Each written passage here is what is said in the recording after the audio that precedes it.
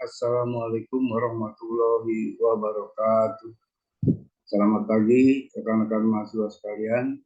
Perkenalkan, nama saya Ahmad Rizikun. Saya dosen tetap Fakultas Ekonomi dan Bisnis Universitas Ahmad Yani Jakarta, Prodi S1 Manajemen. Pada semester genap kali ini, saya diberi amanah untuk mengampu mata kuliah Manajemen Pemasaran 2. Oke, kita telah memasuki pertemuan ke-6 ya, yaitu membahas materi mengenai saluran pemasaran atau marketing channel. Oke, untuk itu saya akan membuka slide-nya terlebih dahulu. Saya share screen.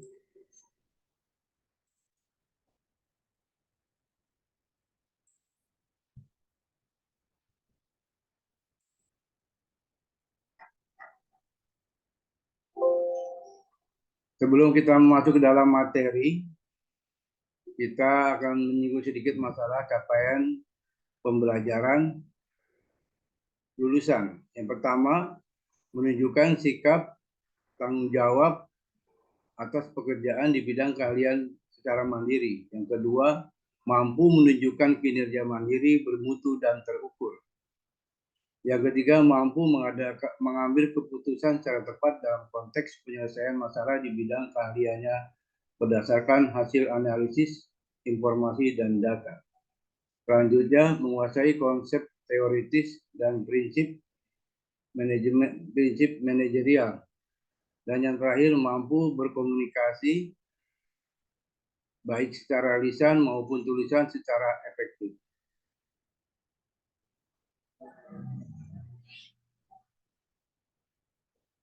Selanjutnya, capaian pembelajaran mata kuliah. Yang pertama, mahasiswa mampu menjabarkan konsep pemasaran. Yang kedua, mahasiswa mampu menjabarkan konsep pemasaran produk dan jasa. Yang ketiga, mahasiswa mampu memahami konsep harga dan strategi harga. Selanjutnya, mahasiswa mampu membangun merek yang kuat dan menciptakan positioning pasar. Dan yang terakhir, mahasiswa mampu membangun komunikasi pemasaran.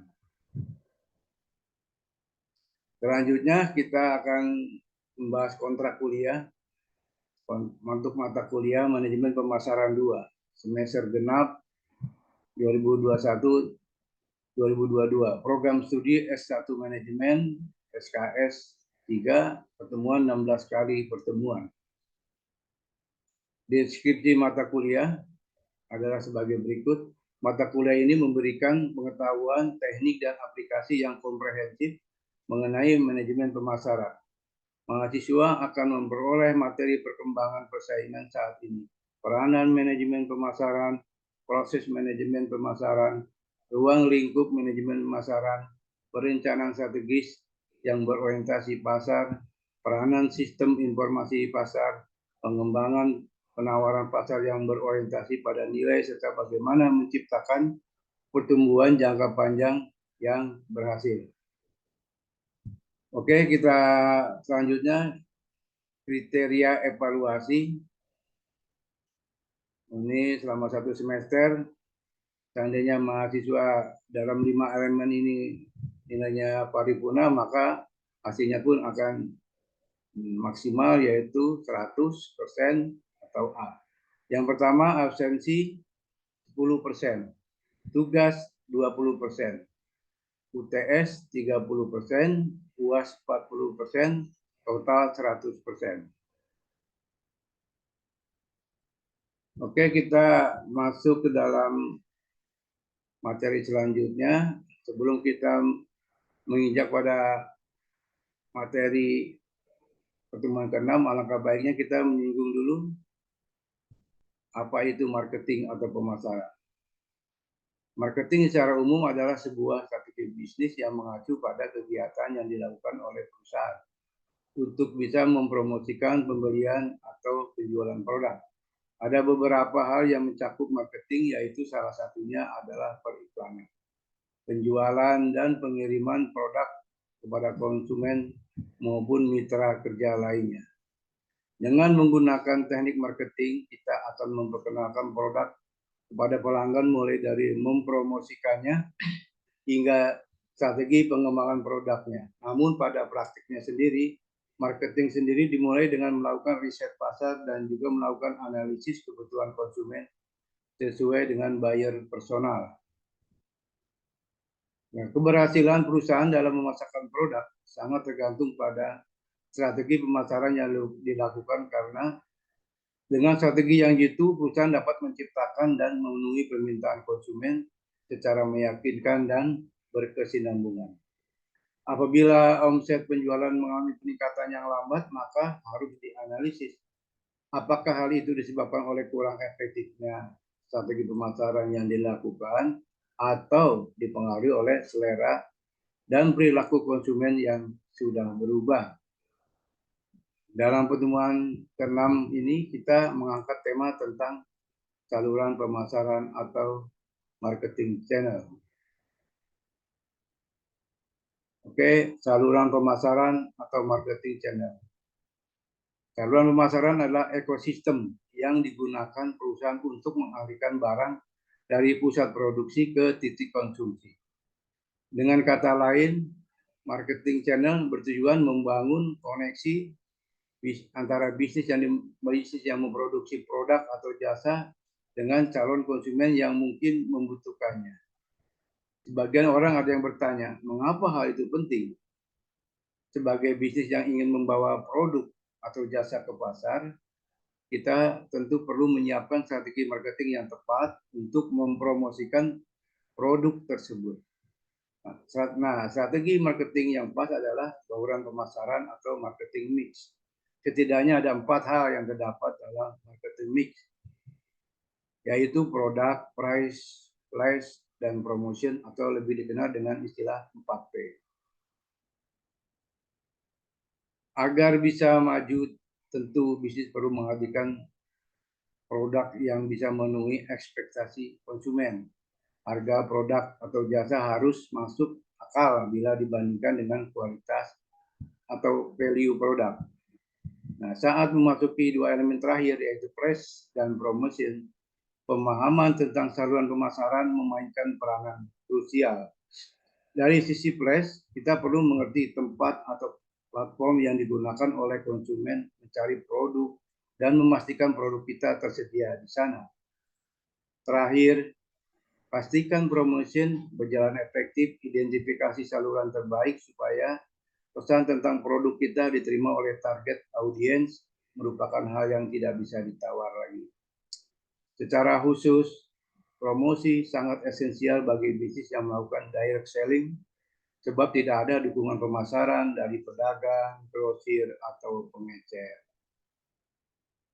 Selanjutnya, jenis saluran pemasaran. Saluran pemasaran adalah alat bantu yang digunakan tim pemasaran untuk membangun koneksi antara produsen dan perusahaan dengan calon konsumen potensial. Nah, ada beberapa jenis marketing channel yang membantu tim marketing untuk mengelola penjualan dan mengembangkan strategi pemasaran yang efektif. Adapun jenis saluran pemasaran antara lain, yang pertama komunikasi. Berfungsi untuk menyampaikan pesan tertentu kepada audiens. Konten dalam email pemasaran termasuk contoh marketing channel komunikasi, sebab mengandung pesan tertentu yang mengarahkan penerima email untuk bertransaksi dan berinteraksi dengan brand. Selanjutnya yang kedua, distribusi. Nah, saluran ini merupakan representasi cara suatu produk sampai pada ke konsumen. Kemasan yang digunakan oleh produsen tergolong ke dalam marketing channel jenis distribusi. Yang selanjutnya, pelayanan. Jenis marketing channel yang terakhir ialah pelayanan, termasuk di dalamnya penyelesaian suatu transaksi bisnis. Jadi metode pembayaran yang diterima oleh bisnis untuk transaksi produk merupakan bagian dari jenis marketing channel.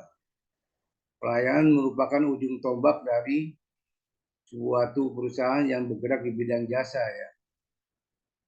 Apabila pelayanannya buruk, maka juga berimpact pada baik buruknya perusahaan tersebut di mata konsumen atau pelanggan. Selanjutnya kita akan membahas masalah saluran pemasaran eksternal dan internal. Saluran pemasaran eksternal yaitu saluran yang digunakan untuk mempromosikan produk dan layanan kepada pihak di luar brand atau bisnis. Jadi saluran pemasaran eksternal digunakan untuk berkomunikasi dengan target audiens serta memperluas jangkauan brand. Melalui pemasaran eksternal dapat membangun nilai citra brand dengan menjawab kekhawatiran konsumen dan menumbuhkan kepercayaan mereka. Karena itu pemasaran eksternal yang efektif mampu memperkuat citra brand sekaligus membangun hubungan baik dengan konsumen. Tadi ada eksternal dan internal. Kita membahas sekarang saluran pemasaran internal. Jika pemasaran eksternal fokus membangun koneksi dengan konsumen, saluran pemasaran internal adalah kanal untuk memperkuat ikatan brand dengan staf di perusahaan tersebut. Pemasaran internal fokus pada pembangunan kultur positif di dalam perusahaan. Melalui pemasaran internal dapat ditanamkan nilai-nilai perusahaan dan mendorong seluruh staf tumbuh bersama brand yang dibangun pada akhirnya pemasaran internal akan membantu membangun lingkungan kerja yang kondusif. Budaya positif perusahaan memang harus kita pegang apabila kita merupakan bagian dari sistem yang ada di perusahaan tersebut. Jadi budaya-budaya positif tetap kita pelihara dengan baik. Kita juga mengkantor apabila ada info-info yang menyudutkan di perusahaan kita, harus bisa kita kantor agar citra perusahaan kita tetap positif baik di internal maupun di eksternal. Contoh saluran pemasaran. Adapun contoh marketing channel adalah sebagai berikut. Yang pertama, cold calling. Pernahkah kamu menerima telepon dari si penelepon menawarkan suatu produk? Beberapa produk yang sering kali ditawarkan dengan cara ini ialah asuransi, pinjaman tanpa agunan, dan kartu kredit. Nah, pada prinsipnya itulah cold calling, yaitu menelepon seseorang yang dianggap ya calon konsumen potensial. Kita entah dari mana si penelepon tersebut tahu nomor WA kita, nomor HP kita. Mungkin karena kita memiliki rekening suatu bank, sehingga kadang-kala ada produk baru dari bank tersebut, dia menawarkan kepada setiap customer secara random mungkin. Jadi kalau kita dihubungi berarti kita termasuk mungkin calon konsumen yang potensial. Ya, terkadang ada KTA, kredit tanpa agunan, juga kartu kredit dan sebagainya. Dua, penjualan langsung atau direct selling. Sesuai namanya, penjualan langsung berarti berkomunikasi secara langsung dengan calon konsumen potensial. Biasanya cara ini cukup efektif untuk usaha kecil dan menengah. Penjualan langsung seringkali melibatkan proses pemasaran produk kepada orang yang Anda kenal. Karena itu cara ini lebih sesuai untuk bisnis yang masih skala kecil ataupun masih rintisan. Dengan menerapkan penjualan langsung, bisnis tidak perlu keluar banyak budget untuk pemasaran. Tidak ada biaya iklan, biaya distribusi, ataupun marketing material lainnya. Ada juga tadi penjualan langsung, sekarang penjualan tidak langsung atau indirect selling. Penjualan tidak langsung melibatkan beberapa kanal atau saluran supaya produk dapat dinikmati oleh konsumen. Berbeda dengan direct selling yang proses penjualan dilakukan langsung oleh produsen atau pemilik produk, indirect selling melibatkan beberapa pihak lain. Contoh, perusahaan manufaktur atau produsen mungkin menjual kepada pedagang grosir atau pedagang eceran. Lalu retailer memajang produk di gerai yang memungkinkannya dilihat dan dibeli oleh konsumen. Namanya tidak langsung kita mungkin berhubungan dengan pihak ketiga dalam memasarkan produk yang kita miliki. Selanjutnya website. Calon konsumen biasanya mengunjungi website bila tertarik dengan produk atau jasa yang kamu tawarkan. Maka dari itu kita perlu memaksimalkan kanal ini agar bisa lebih menguntungkan bagi bisnis. Konsumen yang mengunjungi websitemu mungkin mencari jawaban atas pertanyaan mereka terkait produk. Pada saat yang sama mereka juga akan memperoleh informasi lebih banyak terkait bisnismu serta produk dan layanan lainnya. Kita juga melihat ya di beberapa penawaran di marketplace atau media sosial juga terkadang setelah dia mendisplay apa yang akan dijual, kita diarahkan untuk komunikasinya melalui via WhatsApp sehingga bisa terjadi komunikasi dua arah antara konsumen dengan produsennya melalui customer service yang menjelaskan tentang apa saja kebaikan-kebaikan atau kelebihan-kelebihan dari produk yang ditawarkan bagi konsumen. Selanjutnya event. Suatu event juga dapat dijadikan sebagai marketing channel tentunya. Sebab melalui acara itu, tim marketing bisa berkomunikasi dengan calon konsumen dalam konteks yang unik. Contohnya mengadakan suatu acara yang dikemas sedemikian rupa di mana intinya peluncuran suatu produk baru. Dua acara yang berperan sebagai cross promotion yaitu membuka peluang bisnis dengan audiens dari kalangan terkemuka, menjangkau audiens yang lebih luas bisa dilakukan dengan cara mengadakan event bersama dengan bisnis lain.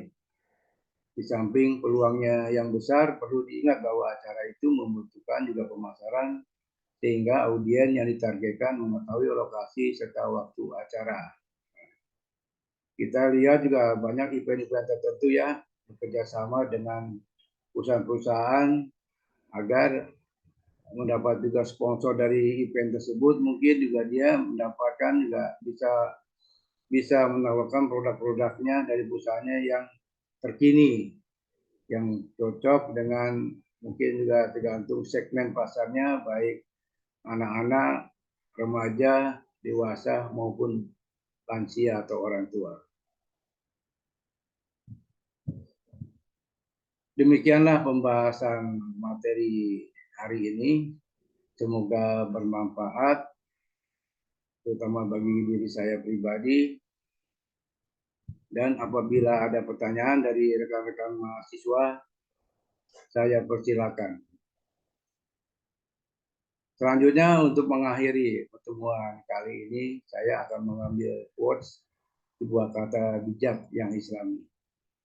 Yaitu takdir itu milik Allah, namun usaha dan doa adalah milik kita. Sekian materi yang bisa saya sampaikan pada hari ini. Kurang lebihnya mohon maaf. Billahi taufiq wal hidayah. Wassalamualaikum warahmatullahi wabarakatuh.